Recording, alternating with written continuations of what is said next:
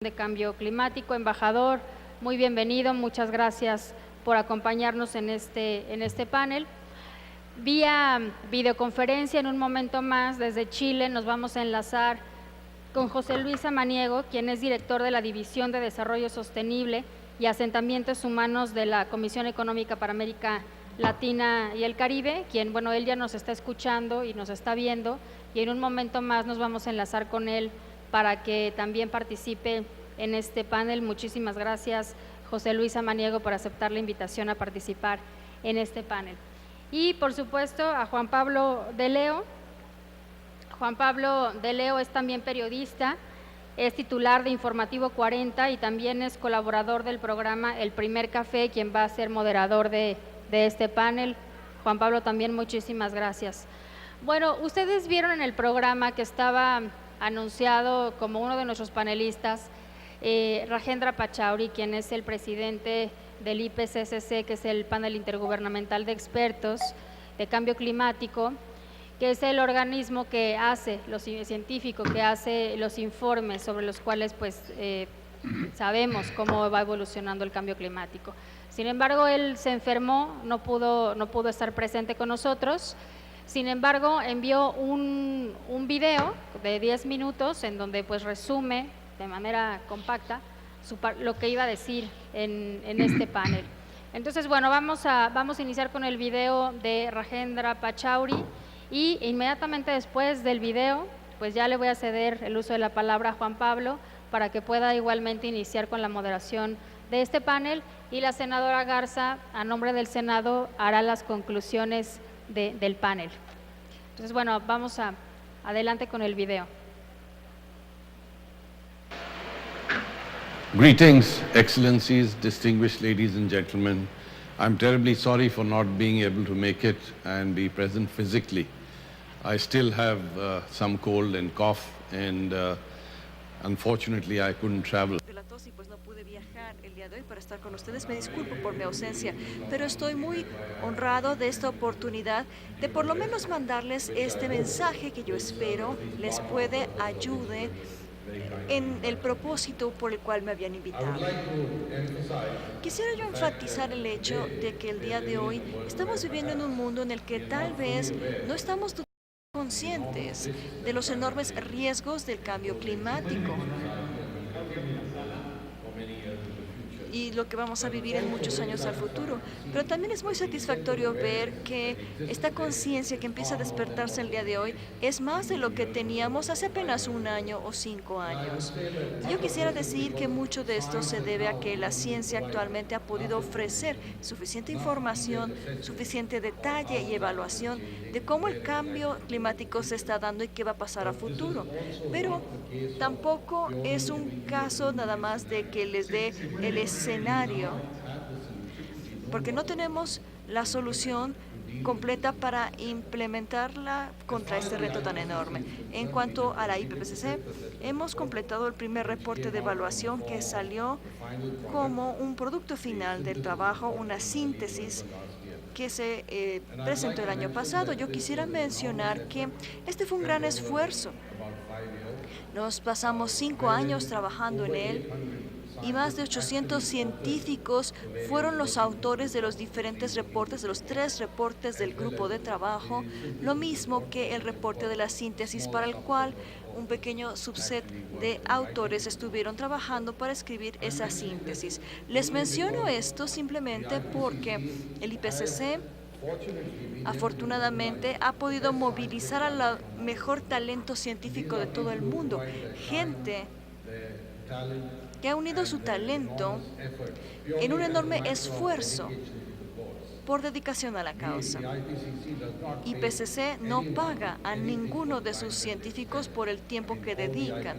Todo lo que hacemos nosotros es nada más pagar los gastos de viajes de los científicos que vienen de países en desarrollo o personas que vienen de las economías en transición. Entonces, esto es por voluntariado, un trabajo por amor, y realmente ese es el espíritu de la IPCC, porque la gente realmente trabaja por el orgullo de ser parte de este enorme esfuerzo. Y también quisiera decirles que lo que tiene de único IPCC también se enfatiza por el hecho de que el resumen que se da para los legisladores de todos los reportes debe ser aprobado literalmente palabra por palabra por todos los gobiernos que son miembros de la IPCC. Esto obviamente es un proceso muy oneroso que requiere mucho esfuerzo y tiempo y trabajamos hasta muy tarde en la noche muchas veces, pero el beneficio de seguir este proceso es que a final de cuentas, cuando el reporte se publique, tenga el respaldo de todos los gobiernos del mundo. ¿Qué es lo que nos dicen los reportes? Primero que nada, que la mayor parte del calentamiento que se está dando desde mediados del siglo pasado sea extremadamente posible que sea resultado de las acciones humanas. Y cuando hablamos del término extremadamente probable, es porque estamos dando una probabilidad del 95%. ¿Qué otras maneras hemos usado para medir el impacto del cambio climático? Bueno, primero que nada, porque ha habido un aumento en la temperatura promedio desde el inicio del siglo pasado y después de 2010, el aumento promedio ha sido 0.85 grados Celsius.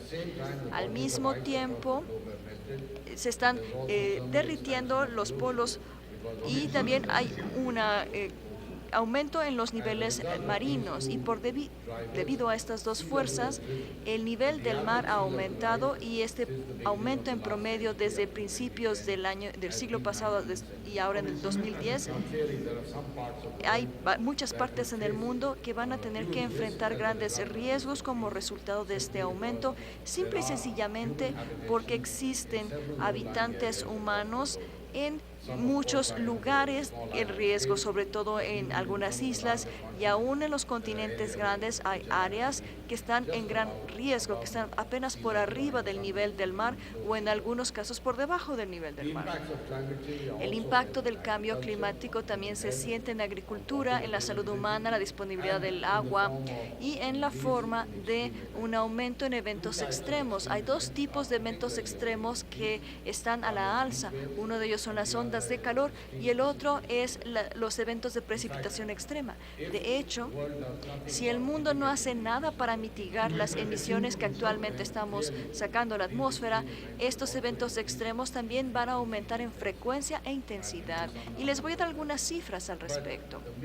Pero la razón principal por la cual los seres humanos realmente están afectando al clima de este planeta es debido a que desde el inicio de la industrialización, las emisiones de gases invernadero, incluyendo dióxido de carbono, que es por mucho el gas más predominante que genera el efecto invernadero, han estado aumentando sustancialmente. Actualmente, la concentración de dióxido de carbono en la atmósfera ha excedido 400 partes por millón y esto es un aumento del 14% en comparación con lo que existía al inicio de la industrialización. Ahora, en cuanto a los eventos extremos, sabemos que esto genera grandes riesgos, no nada más para la vida humana, sino también para la disponibilidad del agua, ondas de calor, y obviamente eso va a tener un impacto muy fuerte en el acceso al agua, porque la demanda por el agua va a aumentar y en la medida en la que la evaporación también suba como resultado de estos problemas, la disponibilidad se va a hacer más escasa. En cuanto a las precipitaciones extremas, pensamos que bajo ciertos escenarios, aún en las partes del mundo en donde existe una disminución promedio en la precipitación, la mayor parte se va a dar a manera de grandes caídas de agua o nieve en un pequeño corto de tiempo, muy extremo.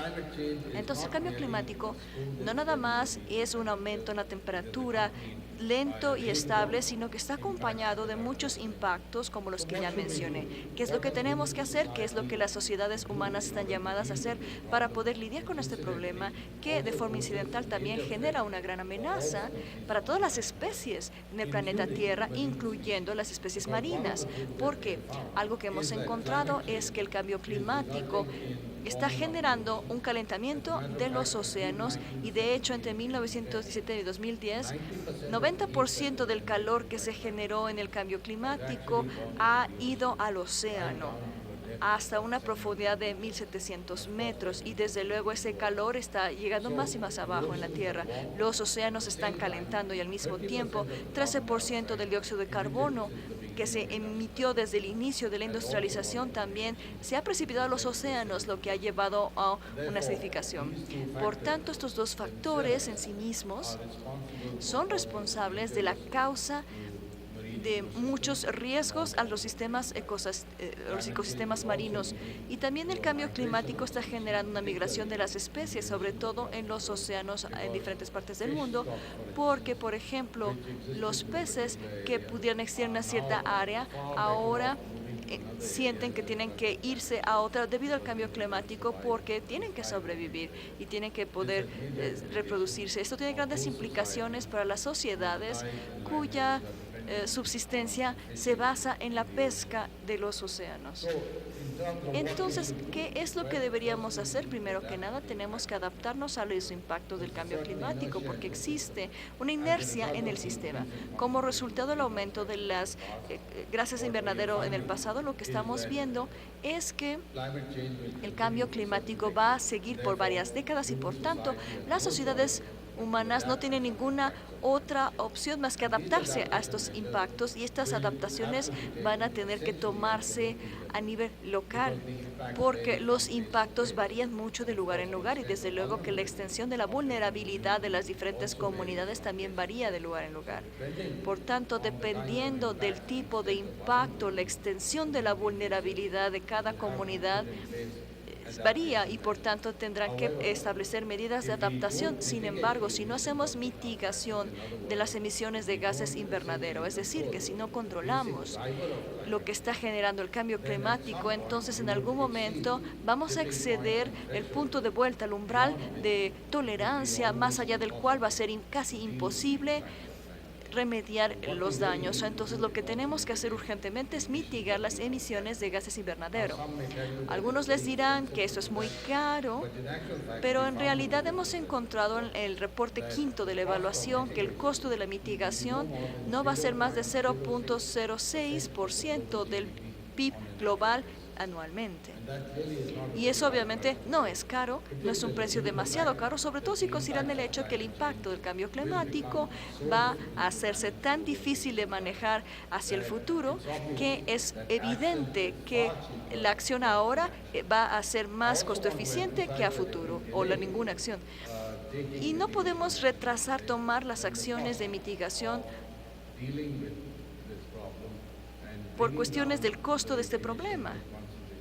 Hay que reducir las emisiones y las concentraciones de gases en un tiempo antes de que se vaya más hacia nuestro control y no sea posible. Ahora, París va a haber un evento importante, la COP21, que va a ocurrir.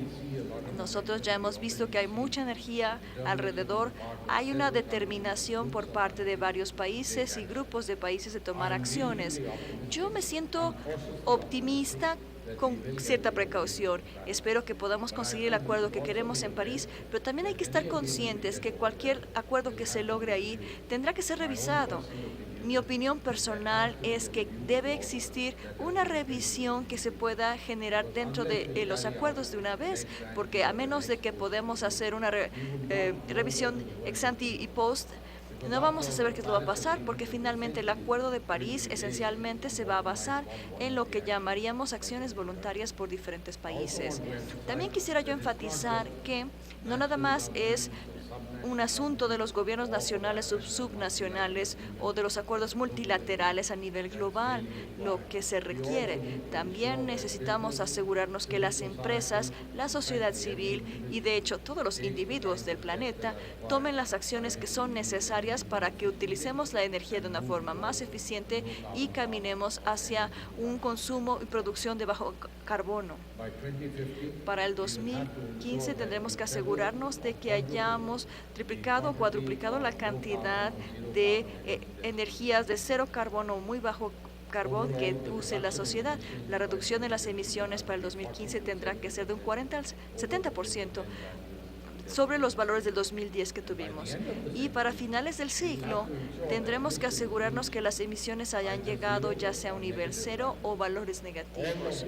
Todo esto es necesario si es que queremos preservar una temperatura que no aumente más de 2 grados Celsius, porque si no hacemos nada, si no tomamos acciones, entonces para finales de este siglo tendremos temperaturas promedios de aumentos hasta 4.8 grados Celsius y 18 centímetros de aumento a nivel del mar. Imagínense que 1 metro de aumento del nivel del mar va a cambiar el perfil del planeta y no lo podemos permitir. Esto es importante no nada más para las futuras generaciones, sino para nosotros mismos, porque los impactos del cambio climático ya se están sintiendo en el aquí y en el ahora.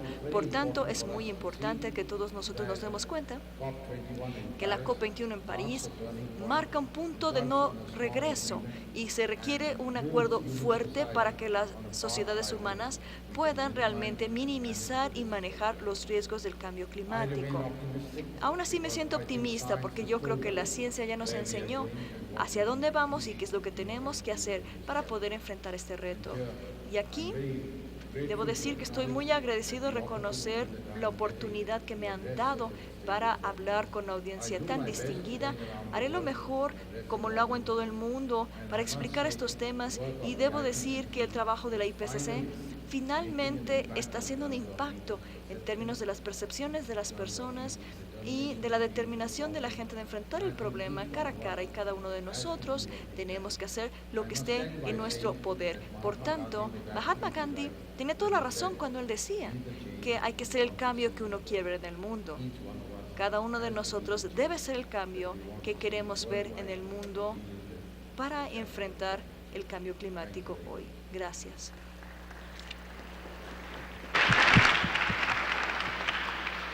Difícil plantear un escenario optimista como lo hace el doctor Pachauri en este video, cuando el escenario que también nos plantea en ese sentido es todo menos halagador, cuando también se ha movido ya el discurso público de un escepticismo, de una plática si efectivamente hay un cambio climático y el calentamiento global existe, ahora un tema también de un debate diplomático y un debate entre gobiernos, entendiendo que es un hecho lo que está ocurriendo en este momento y tiene implicaciones políticas, implicaciones sociales, en la que organismos internacionales y gobiernos están de acuerdo en ese sentido. Siendo un problema tan importante y siendo un problema que afecta directamente en estos momentos, creo también importante que la integración global y el multilateralismo en ese sentido juegue un papel fundamental, como actualmente lo está haciendo ante comentarios, por ejemplo, como de Naciones Unidas, Ban Ki-moon y demás organismos que lo están tomando ya como un tema inclusive de seguridad nacional. Para seguir con este debate, para seguir con los comentarios y con los planteamientos, ¿qué les parece si nos conectamos ahora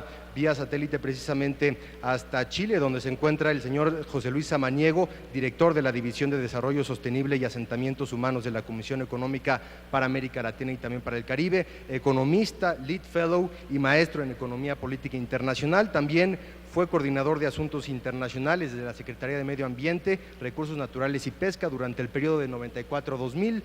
Como tal, participó en la negociación del Protocolo de Kioto y el Protocolo también de Bioseguridad. ¿Nos escucha nuestro invitado, el señor José Luis Samaniego? Buenas tardes, muchísimas gracias.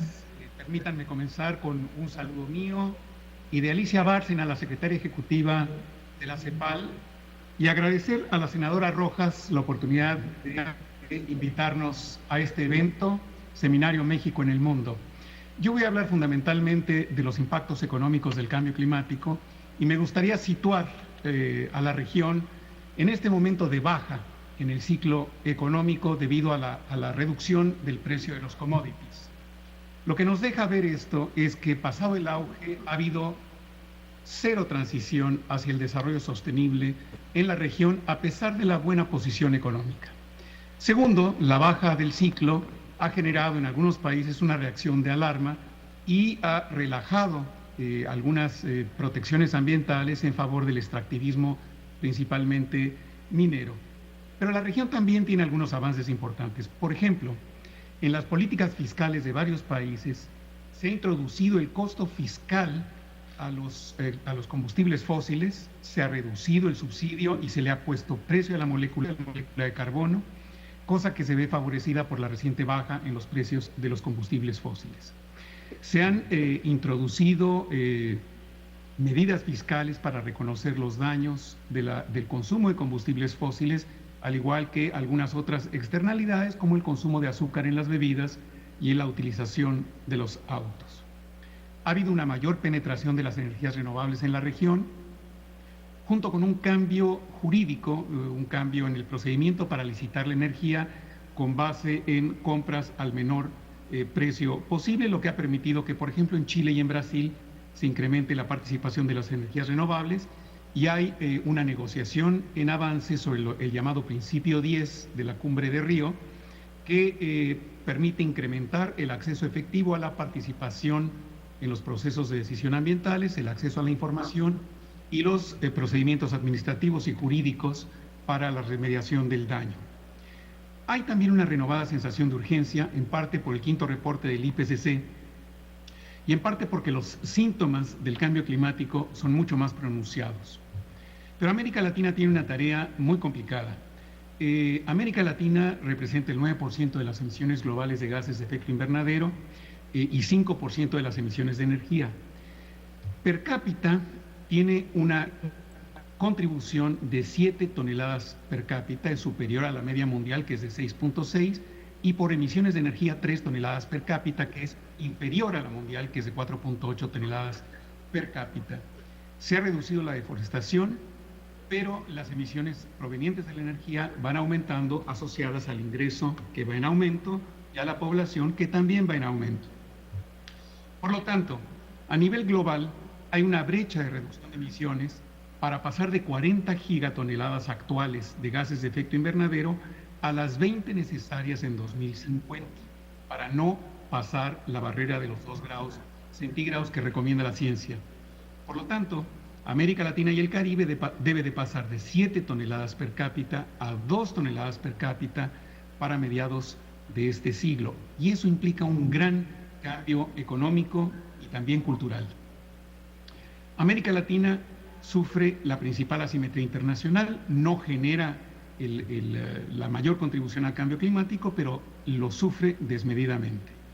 La segunda es una asimetría interna, producto del desequilibrio en la distribución del ingreso, y es que los sectores de mayor nivel de ingreso al interior de los países son quienes más contribuyen a las emisiones de cambio climático. ¿Hay paradojas? Sí, por supuesto. El mayor nivel de bienestar en la región está profundizando el patrón de consumo no sostenible, que se expresa en degradación de suelos, contaminación atmosférica, congestión en las ciudades, y además requerimos actuar ahora, a pesar de que los beneficios los vamos a ver mucho más adelante en el tiempo. Y hay una enorme brecha de política pública en la región. Hay programas, hay inventarios en prácticamente todos los países, hay poca acción práctica, aunque hay una mayor apertura en los distintos ministerios, hay muy poca coordinación regional en materia de políticas públicas, los recursos externos son insuficientes para la adaptación y la mitigación. A pesar de ello, los sistemas financieros siguen operando como si se tratara de sistemas pilotos, y un cambio que ha ocurrido importante en la región es que hay mucho más información para la acción. Creemos que hay sinergia con los procesos globales, por ejemplo, con el de la negociación y adopción de los Objetivos de Desarrollo Sostenible, donde el cambio climático figura prominentemente, y también con la aprobación del Foro Político de Alto Nivel, que generará mecanismos para la toma de decisiones sobre los bienes públicos globales. Hábitat 3 también favorece las sinergias vis a vis el cambio climático, porque genera una visión renovada sobre el papel de las ciudades. Y la agenda regional también le puede dar una atracción positiva al tema de cambio climático por la adopción de los ODS, porque se pueden aprovechar mejor las oportunidades de transitar hacia una economía verde, y porque Hábitat mismo nos hará ver las ciudades bajo otra luz. CEPAL lleva 10 años estudiando los impactos económicos del cambio climático. Somos un contribuyente del quinto reporte del IPCC, que nos dice lo siguiente: tenemos la posibilidad de bajar las emisiones a lo que se llama el escenario de irradiamiento forzativo de 2.6, o seguir una trayectoria inercial hacia un escenario de emisiones no contenidas que nos llevan a un riesgo de aumento de temperatura de hasta 4 grados centígrados, como estamos viendo en esta otra parte de la gráfica, con una importante reducción de los hielos globales y una importante subida del nivel del mar, que afectará a América Latina y el Caribe. Las informaciones de la Organización Meteorológica Mundial nos permiten apreciar que a lo largo de las décadas, durante todo el siglo XX, la mitad del siglo XX y lo que va del siglo XXI, no ha habido un cambio de tendencia en las emisiones de gases de efecto invernadero, y la década 2000-2013 fue una de las más altas en materia de tasa de crecimiento de las emisiones. ¿Qué nos anticipa el IPCC para la región de México y Centroamérica? Un incremento en la temperatura, sin duda, y una desecación en términos del régimen pluviométrico. No es igual para otras regiones de América Latina y el Caribe, en donde podemos esperar incrementos en la precipitación junto con el incremento en la temperatura. Para México, la situación puede ser bastante crítica. Para México se acentúa la desecación en la zona norte, con una mucho mayor vulnerabilidad en la zona del Caribe a los huracanes. Y podemos apreciar que en toda la cordillera de los Andes, el deshielo glacial pone un importante estrés hídrico en las ciudades y una mucho mayor desecación en la zona amazónica. También tenemos información suficiente para poder anticipar los impactos en materia de subida del nivel del mar, con todas sus consecuencias, con el aumento por la marea meteorológica, por la poca funcionalidad en algunos puertos y por la vulnerabilidad de todas las ciudades que están en la cuenca del Golfo de México. Esta información nos permite anticipar y ver que México tiene una mayor vulnerabilidad en el Golfo de México y en la zona alta del Golfo de Cortés, y que tenemos una importante proporción de la población expuesta a los efectos de la subida del nivel del mar. ¿Cuánto estimamos que pueda ser el impacto del cambio climático en América Latina? Si llegamos a un incremento de 2.5 de la temperatura, tendríamos una pérdida país por país de entre 1.5 y 5 puntos del PIB regional. El costo de la inacción está estimado entre 1 y 4 puntos del PIB. En cambio, la adaptación es prácticamente un orden de magnitud menor, 0.4% del PIB en la estimación más pesimista. México, como todos los demás países de América Latina, debe de esperar impactos importantes en la agricultura, donde tenemos 15% de la población y una contribución de casi 3 puntos al Producto Interno Bruto. Y la región ha tenido un buen comportamiento en términos de aumento del Producto Interno, de aumento de las exportaciones, disminución de la pobreza y disminución del desempleo, pero con muchas externalidades ambientales, emisiones, explotación insostenible de recursos naturales, congestión y accidentalidad, contaminación del aire, generación de desechos y contaminación ambiental. ¿Por qué?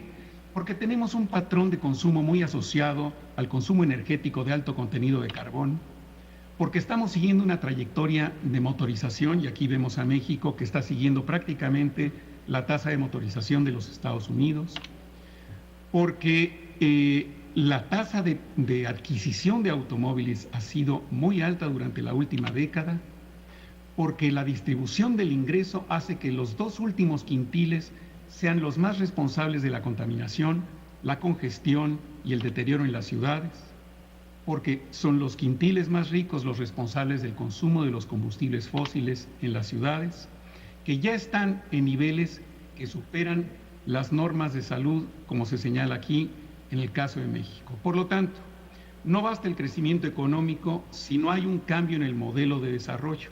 No bastan las acciones puntuales para que los ministerios de medio ambiente puedan lograr la sostenibilidad. Se requiere un cambio estructural que busque sinergias entre productividad y economía verde. Y finalizo con los desafíos para México.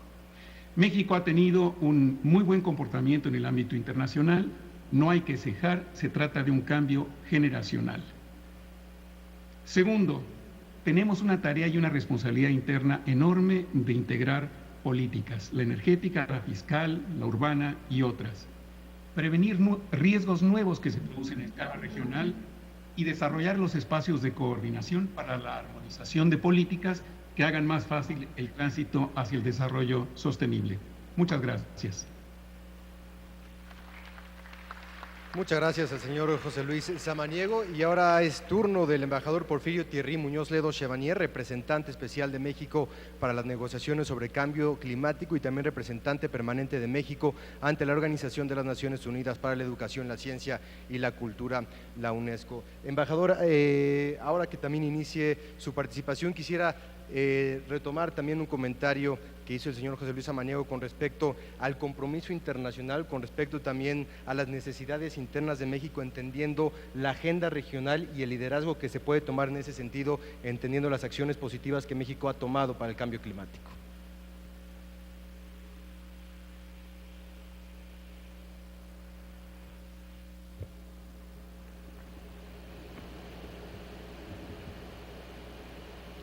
Bueno, primero que nada, agradecer a la senadora Laura Rojas por la invitación por parte del Senado de la República para participar en el seminario México en el Mundo, diagnóstico y perspectivas de las relaciones internacionales, a la senadora Garza, también por su presencia y por su apoyo como presidenta de la Comisión sobre Medio Ambiente. El cambio climático en la agenda internacional. Durante los últimos años se ha acrecentado el doble reconocimiento de que, por un lado, el cambio climático es un enorme desafío para el futuro de la humanidad, y dos, que es necesario que la comunidad internacional actúe de manera urgente y decisiva para revertir este proceso. El secretario general de las Naciones Unidas ha expresado que el cambio climático es el principal problema de nuestra era. El cambio climático es un problema global por definición y complejo por naturaleza, por estar estrechamente vinculado con el desarrollo sostenible, la seguridad internacional y la reducción de la pobreza. El clima terrestre evoluciona constantemente y cada vez más afecta a la sustentabilidad del planeta y compromete el avenir de las generaciones presentes y futuras. Los cambios en el medio ambiente, que son en gran parte atribuibles a la intensidad de las actividades humanas, han generado el calentamiento de la Tierra, la elevación del nivel de los mares, los vaivenes meteorológicos, la deforestación y sobre todo las emisiones de gases de efecto invernadero. Desde 1979, la primera Conferencia Mundial sobre el Clima identificó al cambio climático como un problema urgente. En 1988 se estableció el Panel Intergubernamental sobre Cambio Climático, el IPCC, para facilitar el proceso de adopción de decisiones sobre una base científica del cambio climático, sus impactos y riesgos futuros. En 1992 se adoptó la Convención Marco de Naciones Unidas sobre el Cambio Climático, que busca la estabilización de las emisiones de gases de efecto invernadero en la atmósfera a un nivel que impida interferencias antropógenas peligrosas en el sistema climático. La Convención Marco de las Naciones Unidas es el principal instrumento jurídico multilateral vigente en materia de cambio climático, y entre sus principios se destaca el de las responsabilidades comunes, pero diferenciadas, y capacidades respectivas. La diferenciación de compromisos estatales entre países parte del hecho de que los desarrollados tienen una responsabilidad histórica primordial en el calentamiento global derivado de las presiones que sus sociedades han puesto en el medio ambiente por el uso de tecnologías y la sobreexplotación de recursos naturales. Bajo este andamiaje jurídico, la primera tarea fue adoptar medidas concretas para asegurar la estabilización de la temperatura terrestre. En 1997 se adoptó el Protocolo de Kioto, mediante el cual los países desarrollados se comprometieron a reducir sus emisiones de gases de efecto invernadero en el periodo 2008-2012 en al menos un 5.2% respecto a los niveles existentes en 1990. Desafortunadamente, estos países no cumplieron con esta meta, mientras que las emisiones de las economías de los países emergentes se incrementaron gradualmente a la par de su desarrollo económico. En su quinto y último informe, como lo dijo el señor Pachauri, el IPCC confirmó que el cambio climático se constata en todo el mundo y que el calentamiento del sistema climático es inequívoco. Se concluyó que la influencia humana en el sistema climático es clara y que va en aumento.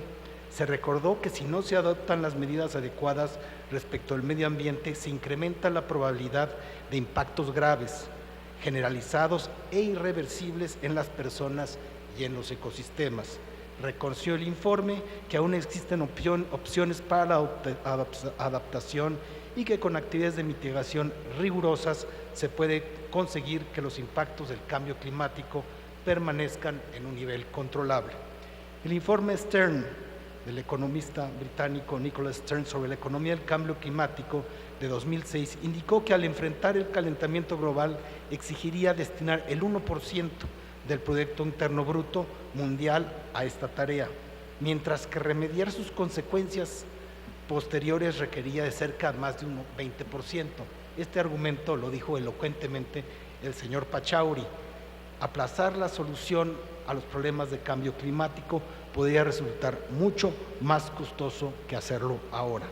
En el caso de México se considera que el 15% del territorio nacional, el 68% de su población y el 71% de su PIB son altamente vulnerables a los efectos del cambio climático. ¿Cuáles son los obstáculos en las negociaciones sobre el cambio climático?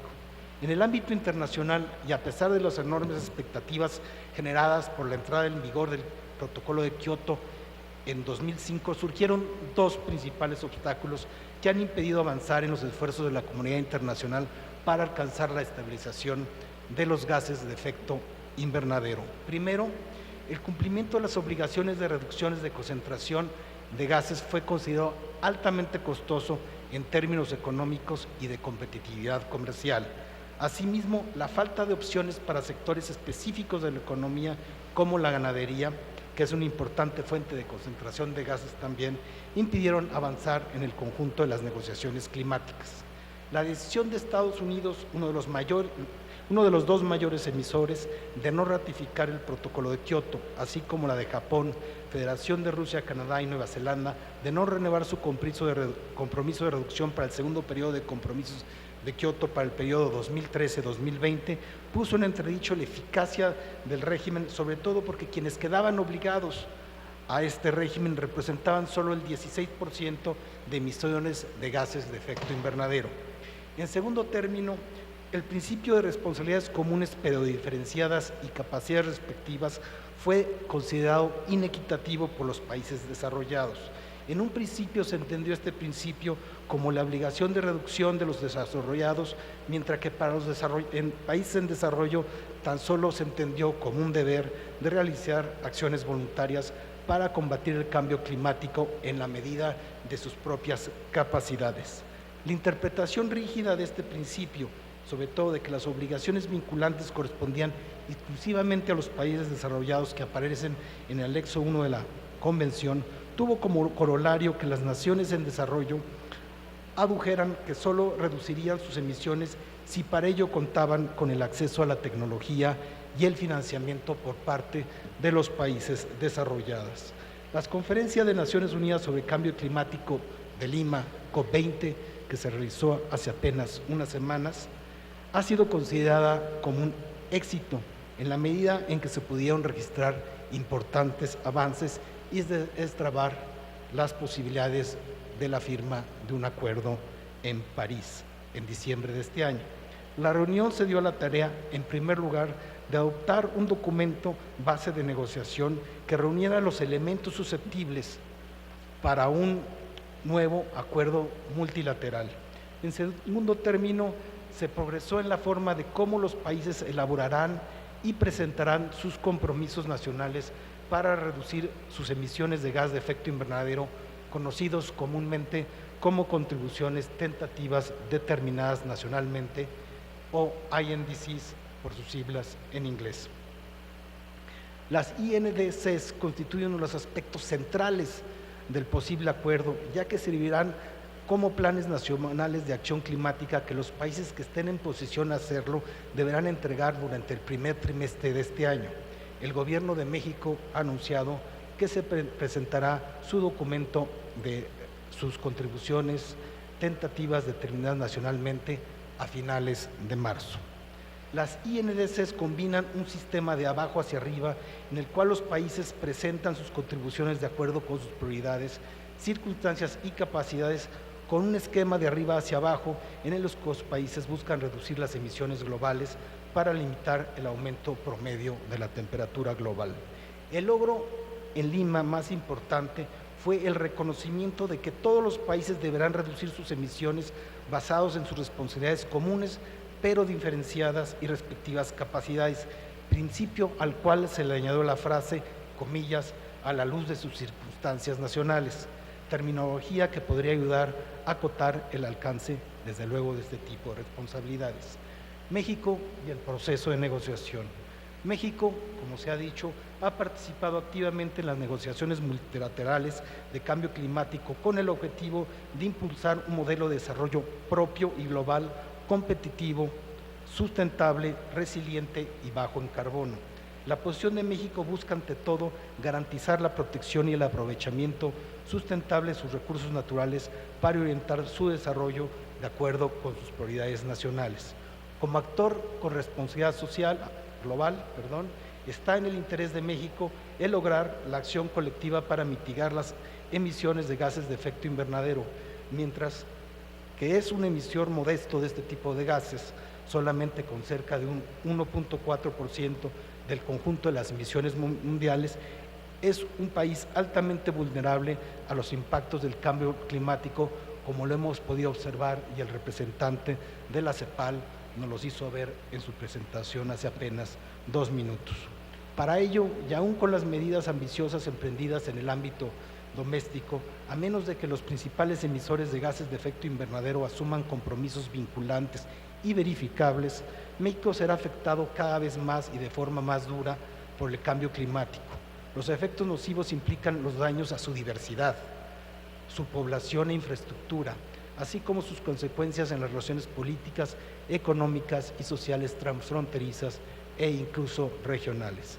El Gobierno de México considera que el acuerdo que se alcance en París debe ser consistente con el marco general de los derechos humanos, en particular los derechos económicos, culturales y sociales. En ese sentido, si bien México reconoce que el cambio climático afecta a todos, también es consciente de que debido a la diversidad de papeles y actividades humanas, con frecuencia los impactos del cambio climático difieren entre hombres y mujeres. Para ello, México impulsa, como lo hizo en la pasada conferencia de Lima, la integración de manera explícita de consideraciones de género en el régimen climático multilateral que guíen la instrumentación de acciones efectivas de mitigación, adaptación y medios de implementación con enfoque de equidad de género. México ha fortalecido en los últimos años su régimen jurídico con miras a cumplir con 3 aspectos clave de un nuevo régimen multilateral de cambio climático. Primero, la reducción en las emisiones de gases de efecto invernadero. Segundo, el establecimiento de un impuesto al carbono a nivel interno. Y tercero, la adaptación a los efectos adversos que ya se dan por el cambio climático a fin de mejorar la capacidad para manejar el riesgo y aumentar la resiliencia derivados del cambio climático. La acción nacional en materia de combate al cambio climático se complementaría, por tanto, de un instrumento internacional jurídicamente vinculante que diera certeza jurídica a los esfuerzos nacionales, promoviendo la participación de los principales emisores de efecto invernadero, fomentando una colaboración internacional con equidad y transparencia, ya armonizando las reglas del juego. A la vez, un nuevo acuerdo debe reconocer que la mitigación, la adaptación y las medidas de implementación son parte de una misma agenda de desarrollo y que un régimen durable es aquel que puede satisfacer las necesidades centrales de los países independientemente de sus niveles de emisiones de gases de efecto invernadero y que a la vez pueda incluir un marco dinámico y flexible que refleje las condiciones cambiantes en los niveles de desarrollo de los países. El Gobierno de México se encuentra firmemente comprometido a favor éxito de las negociaciones internacionales sobre el cambio climático. El presidente de la República, el licenciado Enrique Peña Nieto, anunció en la Cumbre del Clima pasada, convocada por el secretario general de las Naciones Unidas el 23 de septiembre de 2014, el compromiso de aportar $10 millones de los Estados Unidos para el Fondo Verde del Clima, siendo uno de los primeros países en desarrollo que contribuirá financieramente a este mecanismo. Última llamada para un nuevo acuerdo multilateral. Durante el mes de febrero de 2015, hace apenas unos días, el Grupo de Trabajo Especial sobre la Plataforma de Durban para la Acción Ampliada se reunió en el Palacio de las Naciones en Ginebra, Suiza, con el propósito de avanzar en la elaboración de una propuesta de acuerdo multilateral sobre cambio climático que se espera esté concluido a finales de este año en la COP21 de París, Francia. Este compromiso podría asumir asimismo la forma de un protocolo de la Convención Marco de 1992 o bien la base de un acuerdo político con cierta fuerza vinculante. La comunidad internacional se ha establecido un triple objetivo para evitar que el calentamiento global supere los 2 grados Celsius respecto de los niveles preindustriales, siendo este el límite a partir del cual habrá probablemente impactos climáticos incontrolables en las comunidades y economías. El primero de estos objetivos es crear un régimen multilateral eficaz y verificable de mitigación para reducir las emisiones de gases de efecto de invernadero a niveles preindustriales. El segundo término, construir un marco de acción en materia de adaptación para reducir los impactos negativos del cambio climático en las sociedades y, en tercer lugar, consolidar los mecanismos financieros de transferencia de tecnología y de fortalecimiento de las capacidades nacionales necesarios para que los países en desarrollo puedan hacer frente al reto climático. La reunión de Ginebra representó el reinicio de las negociaciones sobre cambio climático al término de la conferencia de Lima hace apenas 2 meses. El proyecto de documento emanado de la reunión incluye diferentes opciones y alternativas para facilitar el proceso de consultas. Se espera que de aquí a diciembre de 2015 se realicen hasta 4 rondas adicionales de negociaciones, incluyendo la sesión propia de París. El sentido de urgencia sobre la necesidad de contar con un nuevo marco jurídico para revertir el cambio climático y mitigar sus consecuencias ha sido plenamente reconocido.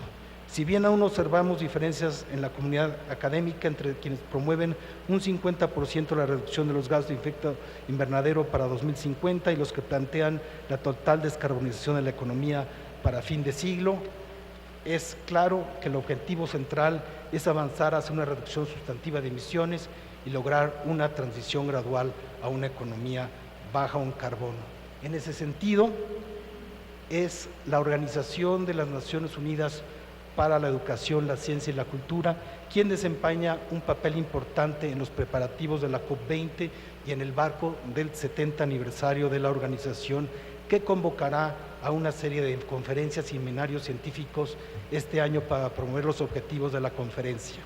No es una coincidencia, la UNESCO tiene mandato para contribuir a la erradicación de la pobreza y buscar el progreso de los pueblos y el desarrollo sostenible. Para contestar la pregunta que se hizo al final del último panel, es, desde luego y efectivamente, a través de la educación, cómo se pueden modificar los patrones de consumo de la sociedad en el largo plazo, y es por medio de la ciencia y la difusión del conocimiento científico, que es un mandato de la UNESCO, cómo se cambian decisivamente los patrones de producción. Muchas gracias.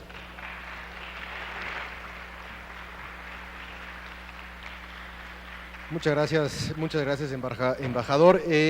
Vamos a regresar rápidamente, nos quedan 10, 15 minutos a lo mucho para terminar este panel. Regresamos a Chile con José Luis Samaniego y me gustaría preguntarle acerca del tema de compromiso de gobierno. Ha sido muy claro en las 2 participaciones el tema en primera de compromiso de gobierno, y que mucho depende el tema de las emisiones y poder reducir las emisiones con cada uno de los compromisos que hagan, independientemente de la vinculación de los organismos internacionales. El tema de la prevención y adaptación, México siendo uno de los países que mayores afectaciones tiene en fenómenos meteorológicos como huracanes, tiene hoy por hoy políticas públicas muy ligadas, muy apegadas al tema de la prevención y de la adaptación. En ese sentido, me gustaría preguntarle a José Luis qué aportaciones técnicas y qué aportaciones de experiencia pueden hacer los países en desarrollo y los países industriales al tema del cambio climático, entendiendo, por ejemplo, lo que ha hecho México con la aportación que ya nos explicaba también el embajador al Fondo Verde, y si es un tema de liderazgo en el cual México está tomando una delantera.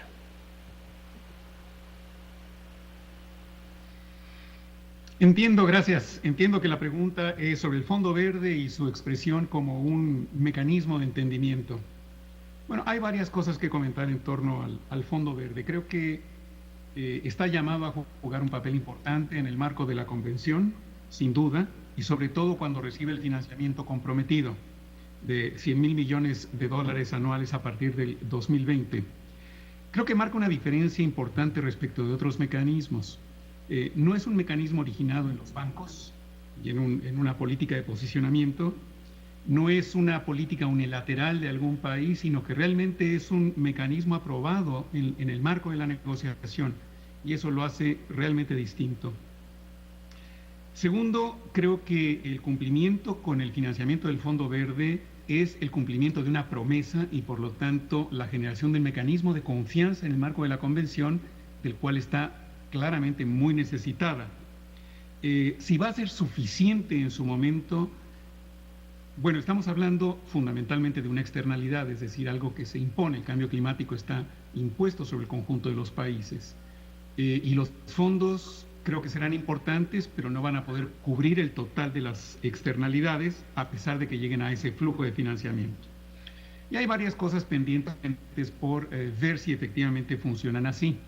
Uno es que efectivamente estén en paridad la adaptación con la mitigación, 50% y 50%, que es importante para los países en vías de desarrollo. Segundo, está el reto de cuál va a ser su casa administrativa definitiva. Hoy está temporalmente bajo el custodio de una entidad financiera, aunque el secretariado está fuera de esta entidad financiera, pero los países también expresaron su convencimiento de que no debería de estar sujetas a la política de un banco multilateral como el Banco Mundial.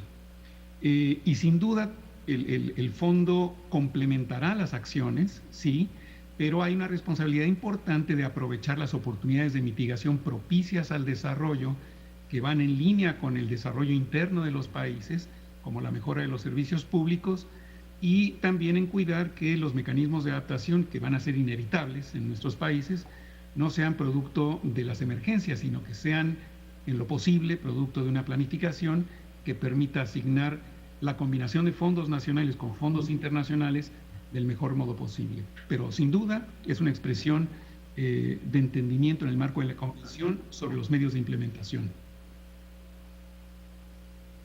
Gracias, José Luis. En este sentido, embajador, me gustaría preguntarle cuáles son los mayores retos para los países en desarrollo, entendiendo que hay que reducir importante el tema de las emisiones de carbono, por una parte la industrialización, pero por otra parte los países en desarrollo como México, como China, como también la India, que pueden tener ese tipo de problemáticas, entendiendo que tienen que cumplir con las promesas hacia el 2020 y hacia el 2050.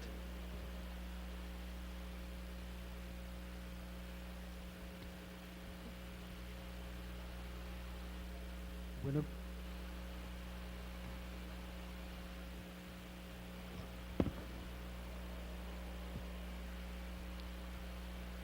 hay bastantes retos que cumplir de aquí al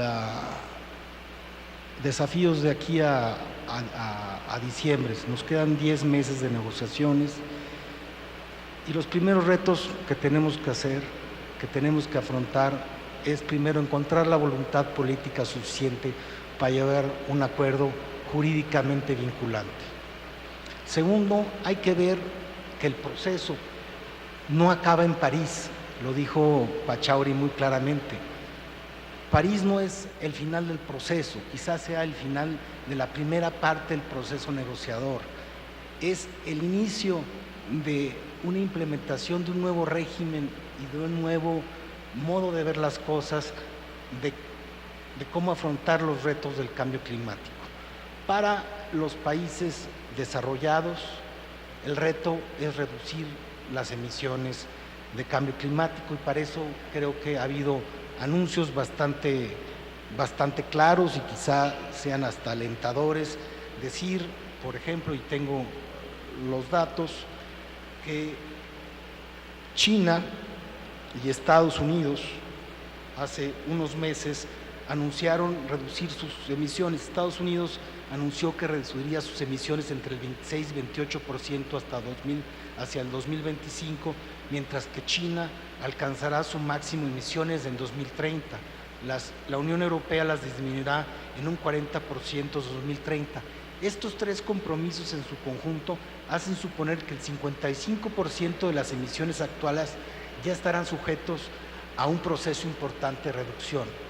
Para los países en desarrollo, los retos son un poco distintos, porque la mayor parte, cada vez menos, pero gran parte de los países en desarrollo, somos emisores muy pequeños de gases de efecto invernadero. México es 1.6, somos relativamente pequeños o reducidas, pero tenemos que hacer frente a los desafíos de los vaivenes meteorológicos, de nuestra capacidad de adaptación, de nuestra capacidad de atraer inversiones, de nuestra capacidad para absorber tecnología y sobre todo de nuestra capacidad para fortalecer y mejorar nuestras capacidades nacionales para hacerle frente a los retos de cambio climático en el futuro. Nosotros como país tenemos que asegurar que haya un proceso de transición ordenado a una economía de baja en carbono. Quizá, y es la pregunta que tienen ustedes y es recurrente, ¿qué pasa cuando los precios de petróleo suben y bajan? Claro, habrá más incentivos para producir hidrocarburos fósiles, irá menos incentivos para producir tecnologías nuevas y renovables que generen electricidad y que permitan el transporte y la industria de infraestructura funcionar a precios más bajos. Pero hay que ver el tema más en el largo plazo. Y en el largo plazo es lo que tenemos que ver ahora en la reunión de París, y es parte del acuerdo político, y es parte de lo que yo les decía, de un inicio, no del final de un proceso, para realmente modificar lo que dijo el experto del CEPAL, el modelo de desarrollo económico. Es la primera vez después de 150 años, en la revolución industrial de hace 150 años, que la comunidad internacional tiene y debe cambiar sus patrones de consumo de energía y sus patrones de producción en la tierra para asegurar el futuro de las generaciones, ya no digo futuras, de las presentes. Muchas gracias. Y bueno, ya vamos a concluir con la participación de la senadora Silvia Garza. Ella es presidenta de la Comisión Especial para el Cambio Climático, que tiene una conclusión con respecto a lo que se ha dicho en este panel el día de hoy. Gracias, senadora.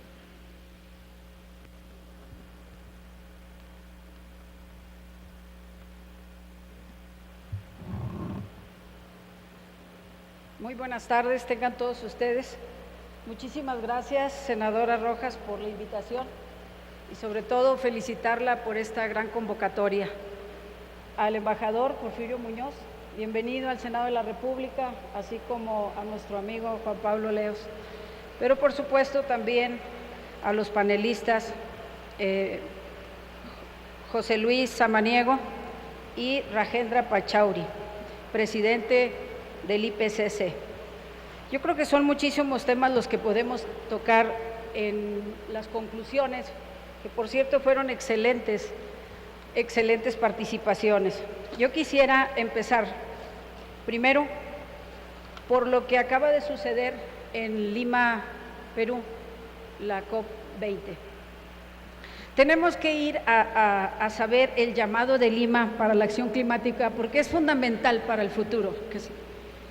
Este acuerdo es trascendental y que, por cierto, felicito muchísimo aquí presente al doctor Roberto Dondich por su participación en la COP20, a la Secretaría de Relaciones Exteriores y también a la Semanat, sobre todo cuando decididamente pujaron y ganaron el punto de incluir el género en el acuerdo. Muchísimas felicidades, doctor. De veras se lo agradecemos a todas las mujeres del mundo.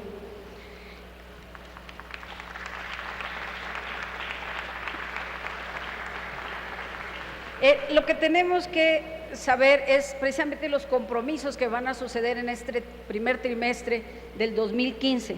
Los compromisos tienen que ser cuantificables. Tenemos que saber de las reducciones de gases efectos invernaderos y de la información detallada sobre las acciones que se van a hacer para que esto se cumpla. El documento es un documento muy sencillo de 2 hojitas, pero ahora con el nuevo acuerdo donde estuvo la plataforma de Durham, pues ya van en 86 hojas el anexo.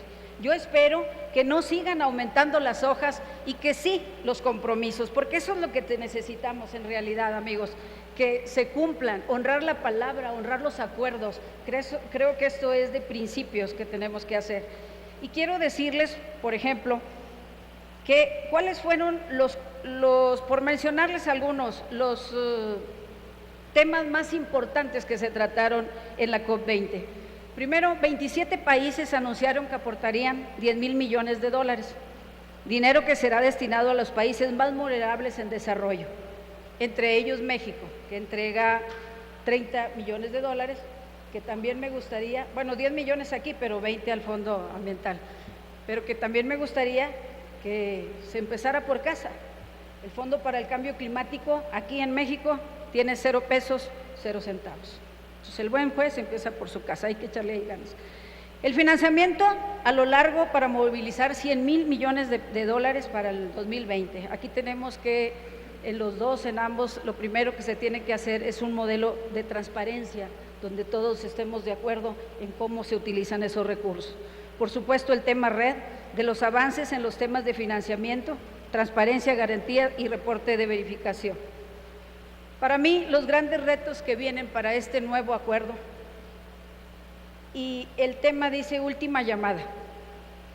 Yo creo que el hombre tiene grandes, pero grandes cualidades, y una de ellas es ganar, otra es vencer, otra es estar decididos a ir por este gran acontecimiento, por este gran fenómeno que nosotros lo hemos provocado, pero que también tenemos la capacidad de frenarlo porque ya no podemos remediar lo que haya pasado. Los nuevos grandes y retos del nuevo acuerdo del Tratado Internacional tiene que ser que sea vinculante para todas las partes y que lo adopten y lo ratifiquen los principales países con altas emisiones.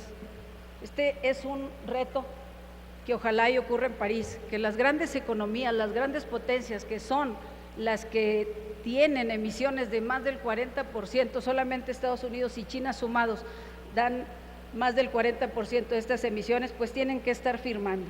Impulsar un modelo de desarrollo global sustentable, resiliente y bajo en carbono, pero que brinde certeza a todos.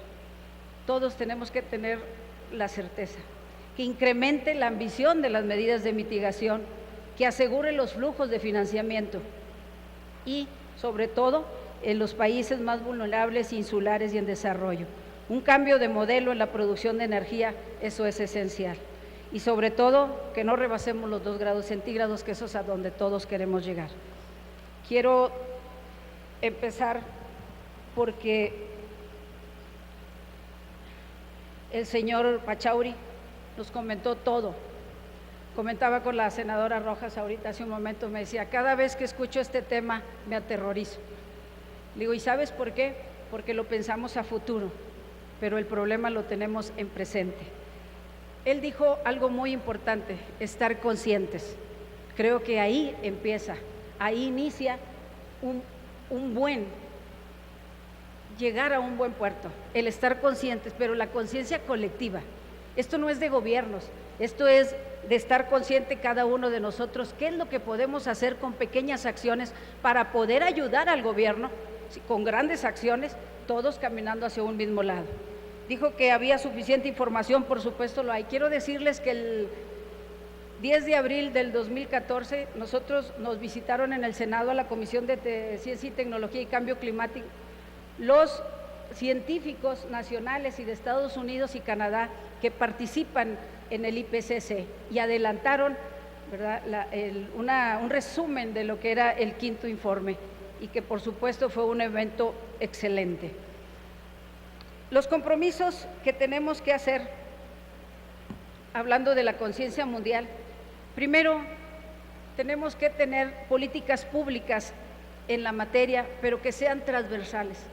No podemos estar haciendo reuniones cada vez o cada 6 meses o cada año y entonces cada una de las secretarías, si hablo del país, esté por otro lado. Hemos conseguido grandes avances. Creo que la Ley General de Cambio Climático es un ejemplo a nivel mundial, pero ¿qué necesitamos? Accionarla. Acción es la palabra mágica, accionarla, eso es lo que necesitamos. También lo dijo el embajador, necesitamos tener voluntad política. Creo que esa es la llave mágica para abrir cualquier acuerdo, para sentar los canales correctos para el desarrollo y sobre todo el desapego de la economía a los combustibles fósiles. Reducción de las emisiones de todos. Creo que el día que dejemos el discurso del cambio climático por acciones contundentes, y que hoy tuvimos la oportunidad de hacerlo, ¿sí? Con la reforma energética, creo que ahí se nos faltó. Espero no arrepentirnos de todo lo que pudimos haber hecho, pero yo comento algo siempre, de que el sol sale todos los días, y todos los días es un buen inicio, y lo que no hicimos ayer lo podemos hacer mañana, pero con determinación, con voluntad política, con una línea trazada para estar en el triángulo de la vida. Y el triángulo de la vida es el suelo fértil, es el aire limpio y el agua limpia. El día que seamos conscientes de este triángulo de la vida, entonces nos caerá el 20 para poder determinar las acciones contundentes que vamos a hacer. Porque sin vida no hay economía, ni hay edificios, ni hay infraestructura, ni hay nada. Es ahorita lo que estamos tratando de conservar, de estar presentes en este planeta, porque creo que todos tenemos un objetivo común, conservar el planeta. Eso es lo más importante para nuestra especie. Transitar a una economía baja en carbono, eso es otro punto muy importante. Lo decía el licenciado José Luis Samaniego cuando habló de temas económicos. Sale más barato, de verdad, cambiar la ley, entrarles con decisiones, pero con decisiones contundentes, porque luego tenemos problemas muy difíciles que afrontar.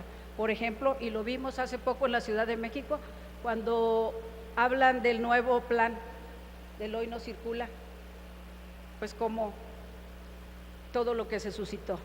Y creo que para salvarnos como especie, para estar en el planeta, necesitamos acciones contundentes, pero acciones colectivas, donde la sociedad sea consciente de que necesitamos permanecer en la tierra, donde la sociedad sea consciente de que los recursos naturales de esta tierra no son nuestros, ni somos dueños de ellos, que compartimos un planeta y un planeta bello para todos. Eso, el día que suceda eso, entonces estaremos en el camino, yo espero que esta no sea la última llamada, mi estimada senadora, porque estoy segura que podremos nosotros al menos frenar que la tierra quede o se detenga en esos 2 grados centígrados que ninguno de nosotros nos conviene. Por su atención, muchas gracias.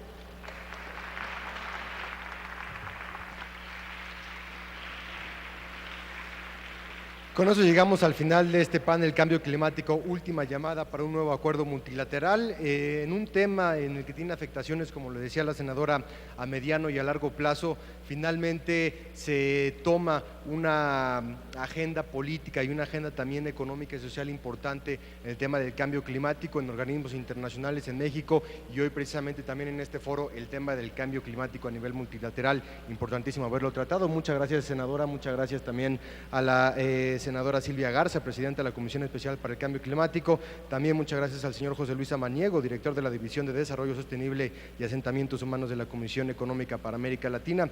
Y por último, también muchas gracias al embajador Porfirio Muñoz Ledo Chevanier. Muchas gracias a todos, gracias por acompañarnos y por su atención. Gracias, buen día.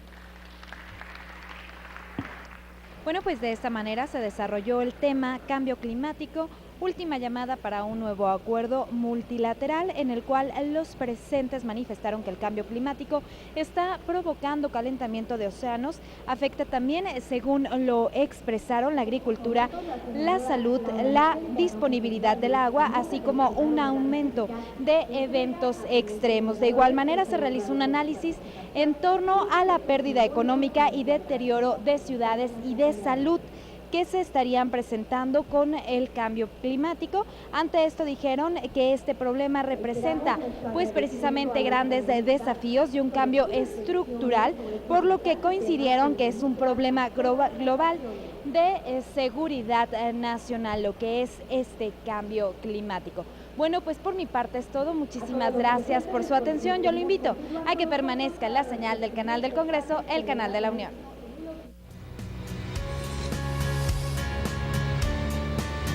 Canal del Congreso, el canal de la Unión, presentó.